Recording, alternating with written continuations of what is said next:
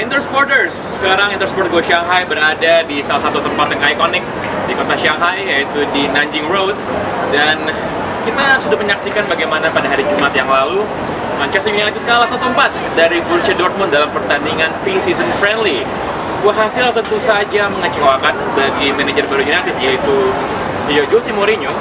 Namun sebelum pertandingan pun, pada saat press conference, dia sudah menyatakan bahwa pertandingan pre-season bukanlah pertandingan menang atau kalah, tapi untuk mencari bagaimana formasi dan strategi yang terbaik agar bisa mengarungi satu musim ke depan dengan maksimal.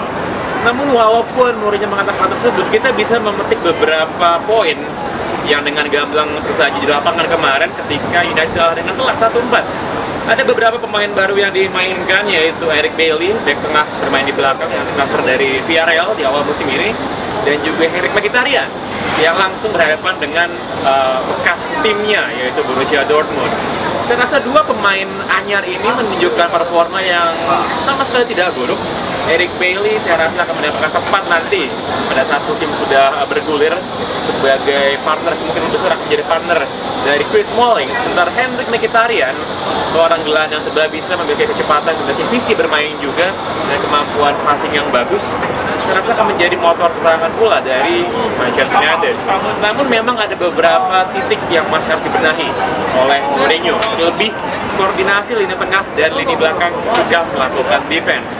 Kita melihat bagaimana gelandang tengah dari Manchester United yang kebetulan pada pertandingan kemarin dikomandoi oleh Daley Blind menunjukkan kerapuhan yang cukup signifikan.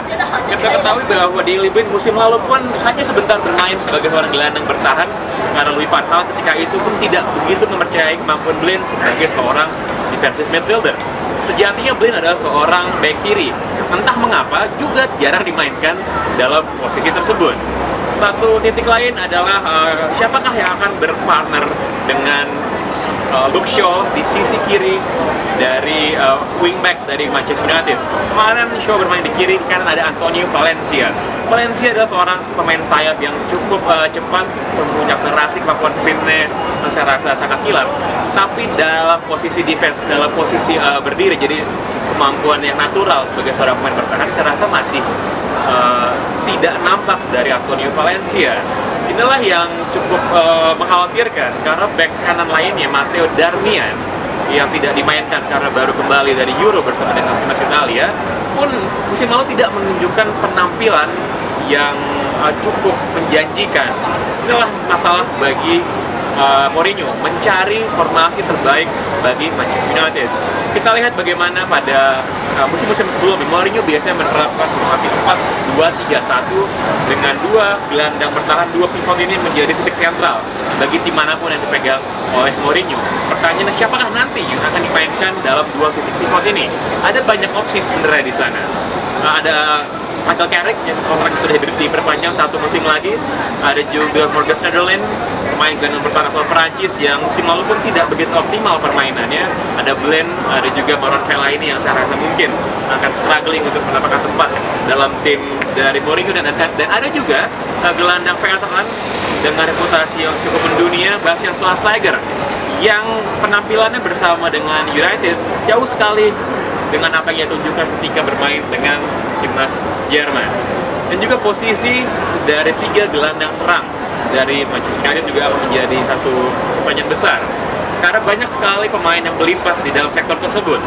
Saya rasa posisi striker akan menjadi milik dari Zlatan Ibrahimovic, karena jika Zlatan tidak diberikan tempat sebagai starter, rasanya ia mungkin akan sedikit ngambek.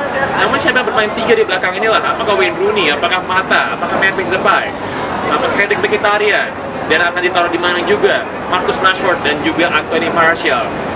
Inilah yang harus segera ditemukan jawabannya oleh Jose Mourinho, dan ini juga menjadi alasan kenapa Mourinho tidak begitu ambil pusing kalau timnya kalah dalam pertandingan pre-season.